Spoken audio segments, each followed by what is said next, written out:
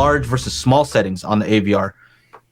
I mean, if somebody's new, they might not understand. Like, what is this for? You know, those terms go all, updating myself again, those terms go all the way back to the origin of THX. And that would be actually a separate discussion. We can always drill into it deeper later if you want, or on another episode. But suffice it to say, what does small mean now? Small means that you can apply a crossover to that channel. Large means it's getting a full band, full range signal.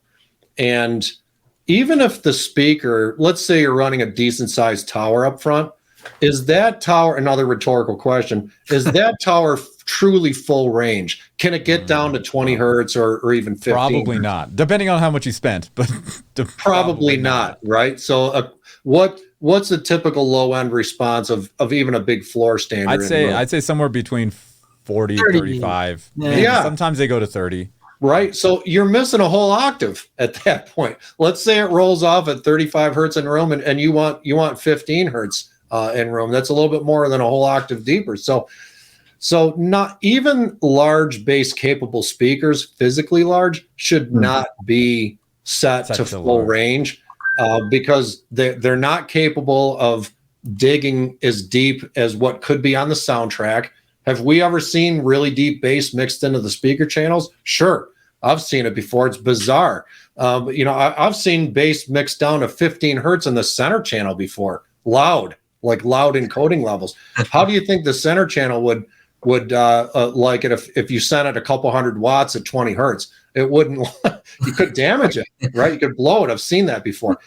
So we always say, set your speakers to small, even if they're physically large and bass capable, and then apply a crossover to those speakers. The crossover really reflects the bass capabilities of the speaker. If it's a larger speaker, we end up with a deeper crossover, 40 hertz or 60 hertz. If it's a medium-sized speaker, maybe 60 to 80 hertz. If it's a smaller speaker, 80 to 100. And if it's really small, we might end up at 120. 120, but 150. The point is, we can't apply a crossover to any speaker that's set to large. Gets a full range signal, and that's why we don't like seeing that in the system. So if your AVR has those terms and you run auto setup and any of them come back at large, change it to small, and that allows you to assign a crossover to that channel.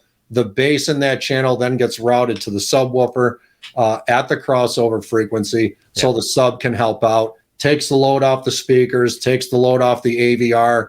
The AVR has more mid and upper frequency power for dynamics. It also runs cooler as well, and then you won't blow your speakers. Hey, Sean, on the newer Denon and Marantz stuff, do they still use large and smaller, or did they change that up? Yeah, I mean, I could check it out on the Marantz. That's a great question. We just covered that. Every week we have a sort of a huddle with my team, and that came up very recently. Yeah. Hey, wow, this is a big one. Denon and Marantz appear to be getting away from the terms large and small, which is to their credit. I never liked the terms. They're a carryover. Yamaha, Pioneer, Sony, they still all use it. Onkyo got away from it years ago, and they just said either it's got a crossover or it's full band, one or the other. That makes more sense to people. Yeah, I think Sean is pulling it up right now. I think it does say, what does it say right there? It does it just says front center. It's tracking your face. Yeah, you might be. There you go. Let's see. I can't really tell, but what does it say on there? Well, frequencies. Front. It just says front and then 80, and then I can change it. I have to go all the way down for it to say full range. So they've taken away the small, large, which and this is an increased update or full range. Yeah, it's a good thing. It's less confusing. They were superfluous terms. Either it's got a crossover or it doesn't. If it doesn't, it's full range. It makes way more sense. Onkyo was doing that 7 or 8 years ago when they got away from it, and some of the smaller manufacturers never use those terms either. When was the last time you saw that in Anthem's, Arc Genesis? They don't use those terms. No. And that's to their credit. They say, here's the crossover. Yeah. Oh, that's good. It's one more thing to teach your team, though. But we will be dealing with large and small for decades because there's legacy products out there that are going to be hanging around in the marketplace, and they're going to be out there for a long time. So we're still going to be running into it. We still need to understand what it means, and so we can give people the best advice. Okay, so And then I mean, what's kind of worse? You okay over there, Joe? Is that? I don't think it's me. What's kind of bad about this new update with the Denon and Marantz is that, people will have the older models, and if you're saying like, hey, my Denon's this and that, and then you go and try and help them, and they got a fully different menu system. Now you're like, oh crap. Well, that's why the guidance to my team was, if it's a newer AVR, pull up the owner's manual, get into the manual setup section, and see what the terminology is so you can give them the correct guidance. You can't assume anymore that Denon Marantz will always use the terms large and small. Right.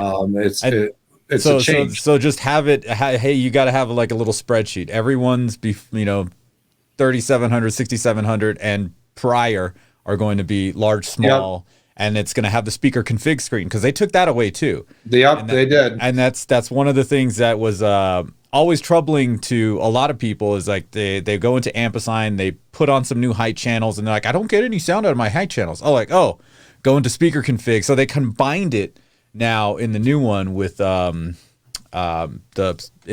Ampersand area, the speaker configuration is also there. It's now one and the same. And again, if you think about it, it's an intelligent change. It makes sense. Yep, it does. And to the layperson, they're like, all right, where are your speakers? What's in the system? Where are they located? And it assigns the amp channels accordingly. Make sure to check out our audio-only version of the podcast at anchor.fm/Daily HiFi, or just go to your favorite podcasting service and search for Daily HiFi.